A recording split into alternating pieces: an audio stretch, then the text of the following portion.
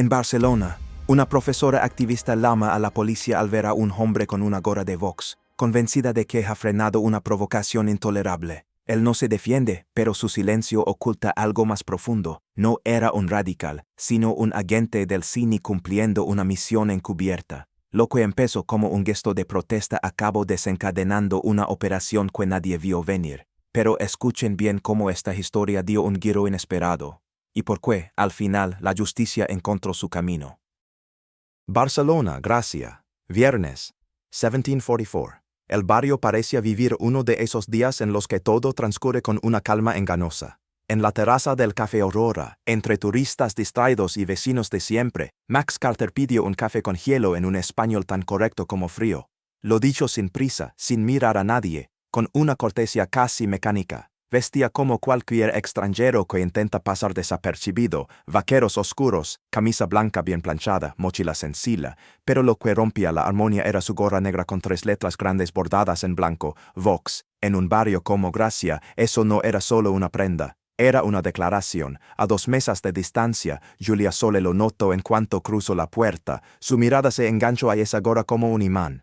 Profesora de secundaria, comprometida políticamente desde los años universitarios, Julia no era de quedarse calada.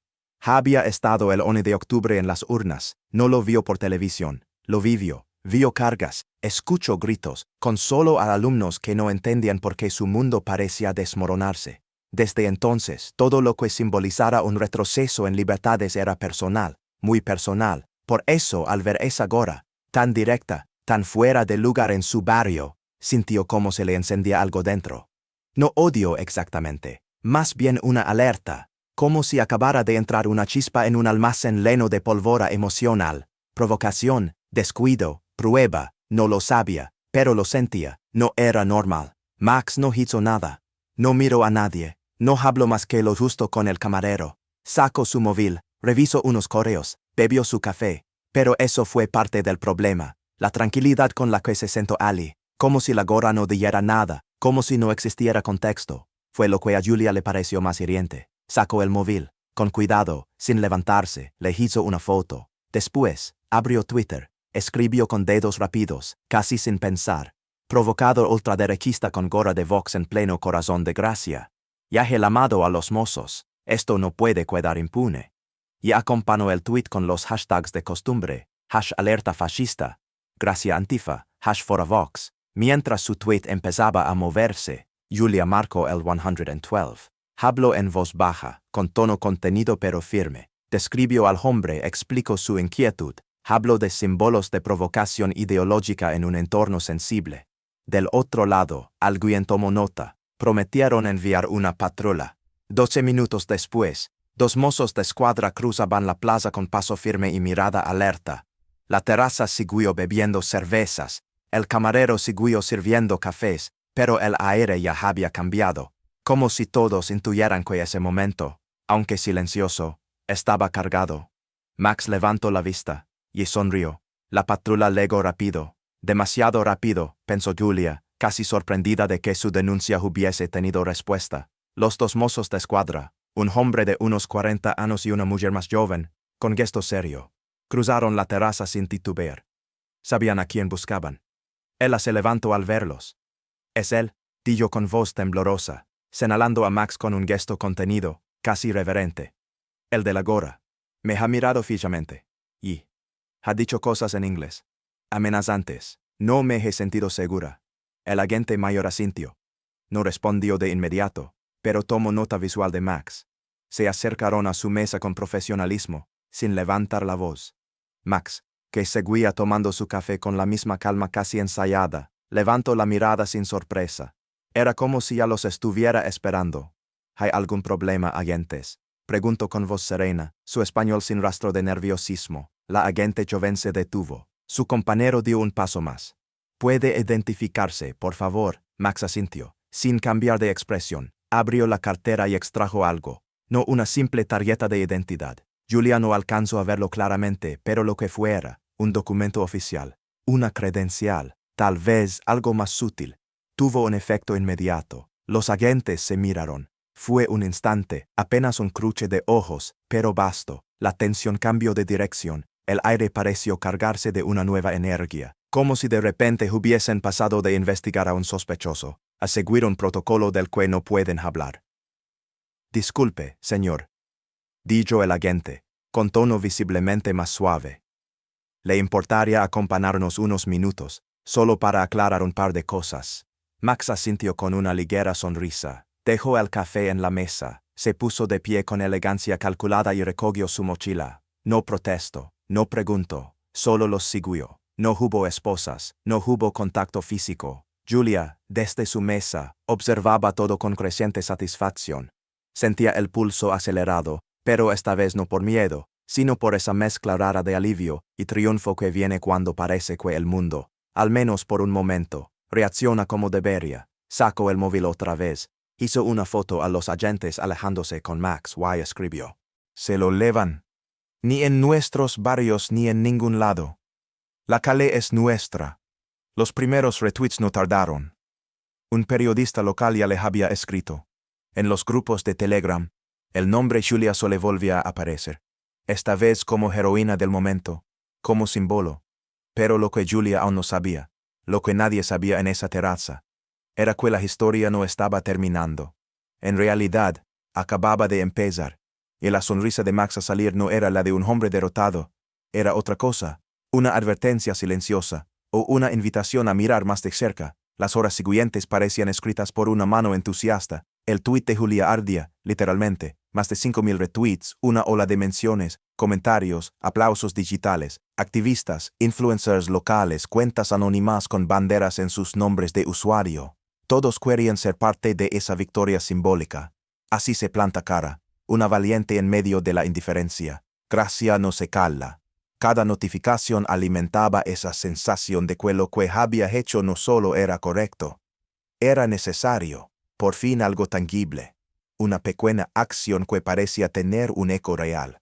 Julia se permitió sonreír, estaba sola en su salón, el portátil abierto, el móvil en la mano, la televisión encendida de fondo, aunque no la escuchaba, solo le importaba la pantalla que tenía frente a los ojos, el mundo digital la abrazaba. Al menos por un momento. Fue a las 21:12 cuando todo cambió. El periodista Iván Herrera, escéptico directo, conocido por destapar montañas tanto del Estado como del independentismo radical, publicó un hilo que tardó exactamente 6 minutos en llegar hasta Julia. Atención, el hombre con la gorra de Vox detenido hoy, en Gracia, no era simpatizante del partido.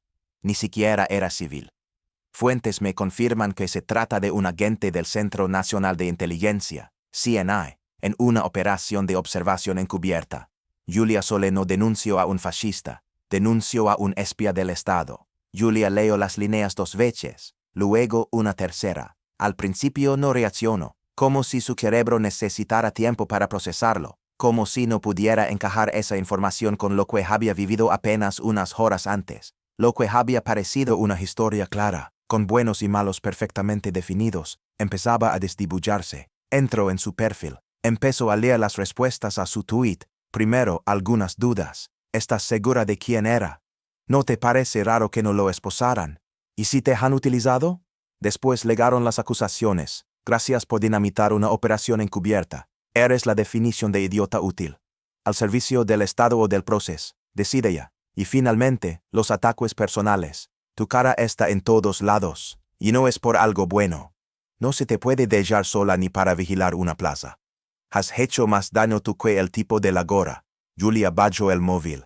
Intentó respirar hondo, pero la realidad ya no tenía forma clara. Todo era ruido. Todo era mezcla de rabia, confusión, vergüenza. Sentía como le ardía la cara. No sabía si por la pantalla o por la humillación.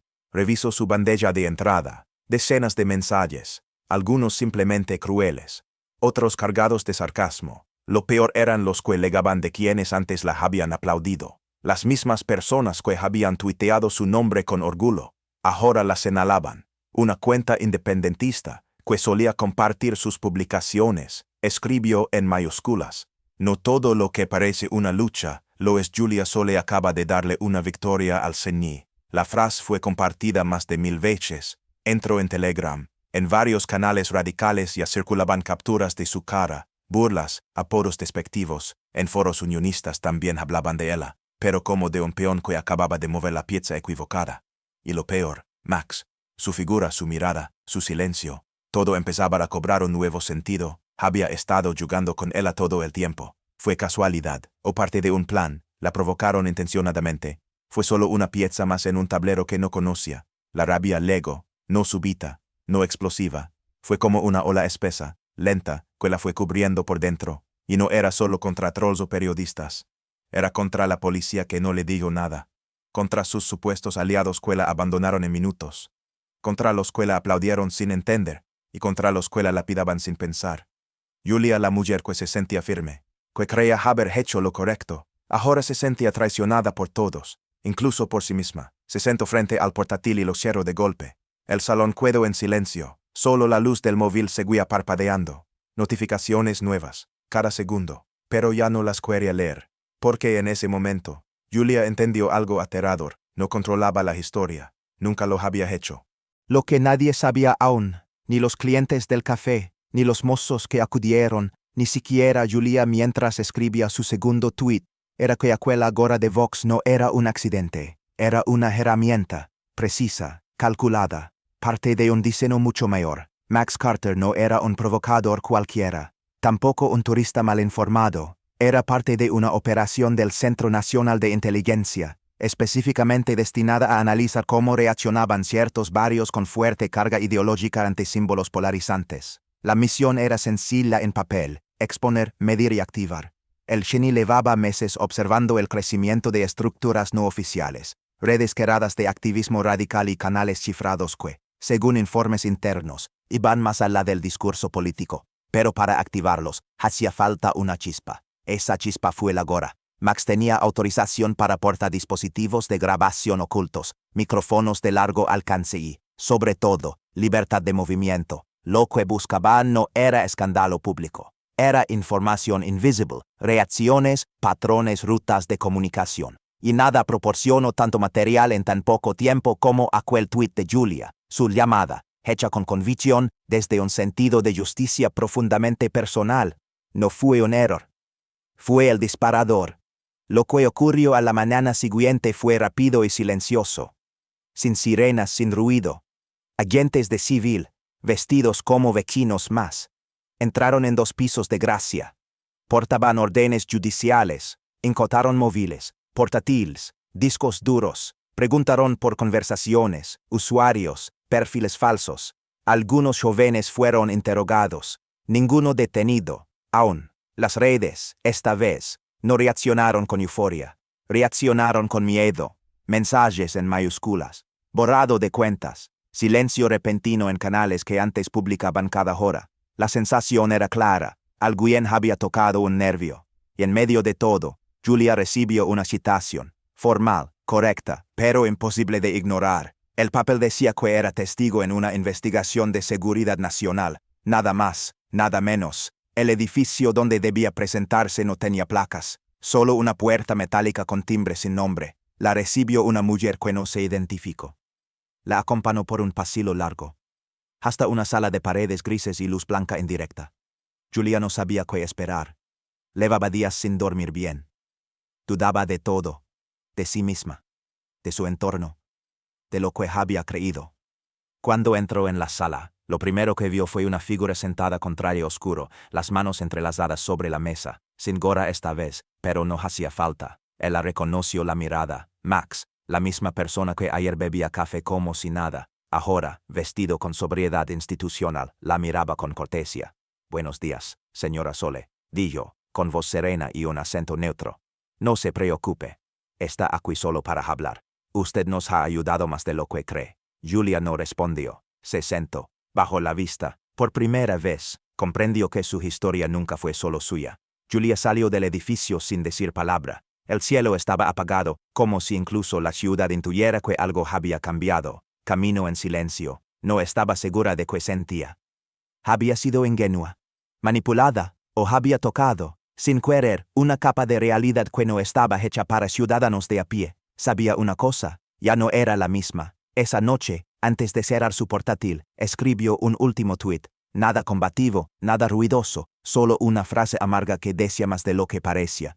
A veces creemos estar luchando por algo justo, pero en una partida de ajedrez, nadie le pregunta al peón si quiere ser sacrificado. Lo publico, lo miro unos segundos, y luego elimino su cuenta. En Madrid, Max terminaba de redactar el informe. Su rostro no mostraba satisfacción, ni orgullo, solo eficacia. Objetivo cumplido. Activado núcleo radical. Estudiar uso de símbolos como desencadenante. Guardo el archivo, cerro el portátil, y abrió un cajón. Dentro la gora. La doblo con precisión, la dejo en su sitio, y quiero, un clic seco, la luz se apagó, y con ella, se quiero una historia que para algunos fue personal, pero para otros, simplemente estadística.